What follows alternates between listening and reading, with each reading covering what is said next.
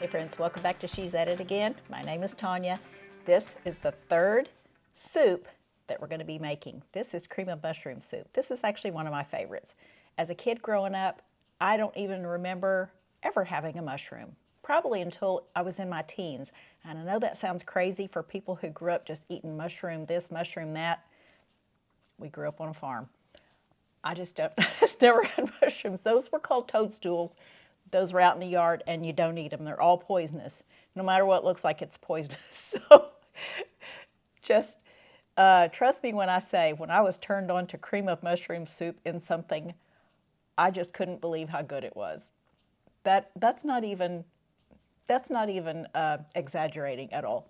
So you'll be happy to know that with a very few ingredients, you can make it at your home. You don't have to buy it in a can. In fact, you won't want to buy the canned stuff once you try this. So let's go over and get our cream of mushroom soup made. Okay, these are frozen fresh mushrooms. I slice them and put them in the freezer. I buy them when they get marked down at our local Kroger store, or kind of sort of local. And bring them home, put them in the freezer. You don't want to let them sit in the freezer too long because they start getting a lot of ice crystals on them, but these still look really good. I would say you can use canned mushrooms, but fresh mushrooms are just what I have.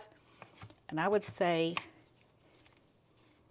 measure with your heart. I know people say that, but I would say generally speaking about as much as would be considered 2 pretty good hefty mushrooms. Now you can put less in this if you're not really fond of the taste of mushrooms, but I don't know why you would not be in love with a mushroom, because they add such a good flavor to things. So I'm probably going to do just a tad over 2 mushrooms. I just started grabbing them a while ago and I thought, oh, that piece looks good. Yeah, that piece looks good. That piece looks good.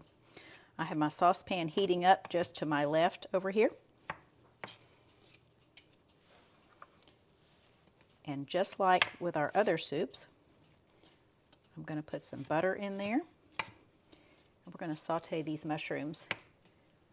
And it's not going to take very long at all because there's such high moisture content in them, and they're just so much like little sponges. They really soak up any kind of butter or any liquid you put in there. If you want yours chopped up finer, feel free to do that. I like them about the same size as I cut up my celery chunks, just enough where I can tell what they are. It's not going to affect the flavor. So yeah, I'd say I probably have close to 3 or 4 mushrooms in this, but I'd say about 2 mushrooms average size. I'm going to cut this butter with a clean knife just because I don't want mushrooms being in my butter. Okay, we're going to put this in our saucepan. See if I can get this set up right, except for it's crooked.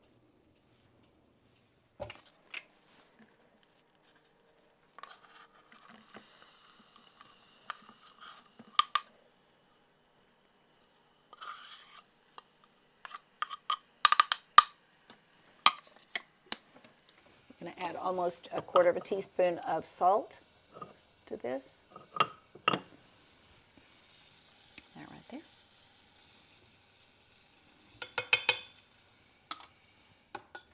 We're going to saute these until they're tender, so we'll be right back.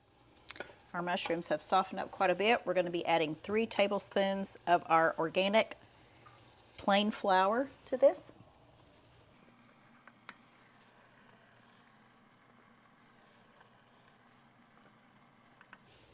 Level tablespoons, just like that.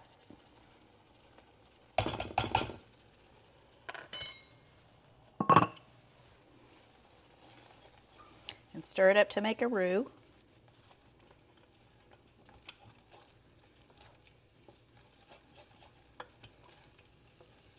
You want to cook it long enough to where your flour gets rid of that raw flour taste. I've explained that before in the cream of celery video. And if you don't know what I'm talking about, chances are you've never had raw flour. tell you what I would liken it to. I just thought about this. It's like the difference in the taste of toast and the taste of bread. Of course, bread's not raw flour, but you get what I'm saying. It just changes the taste of it once it's exposed to that high heat. Okay, I can see where my flour's kind of browning in the bottom a little bit. Give you a peek at that.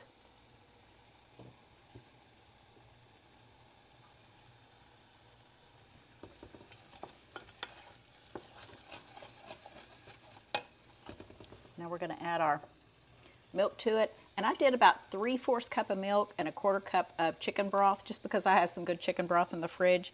But either way is fine. I would say don't skimp on the milk though, if at all possible.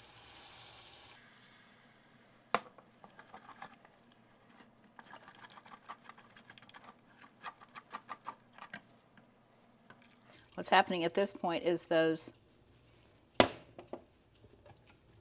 particles of flour are absorbing this liquid as I'm pouring it in, because they're hot, they're wide open and receptive to it, and it gets thick pretty quick. Plus I have my heat on pretty high too. I'm just adding a little bit of time because I want to get these lumpy dumpies out of there. I don't want a big blob of mushrooms not being able to incorporate it in with the rest of it. Plus I'm scraping all the bits off the bottom too. All right, now we pour the rest of it in there.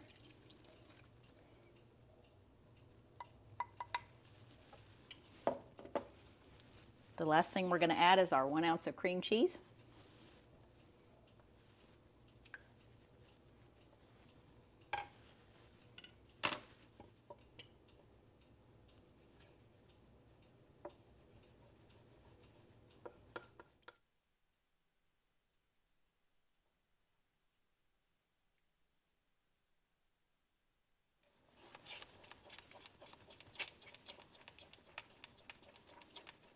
Our mixture is starting to get pretty thick, but I'm going to stir it until all those lumps of cream cheese are out of there.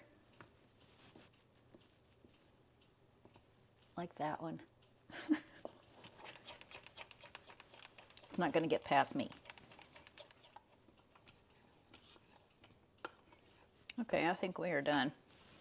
All right, give you a look at this. That's what it looks like. And it smells so good. I know why I was excited when I tried this as a teenager. Oh my goodness, it smells so good.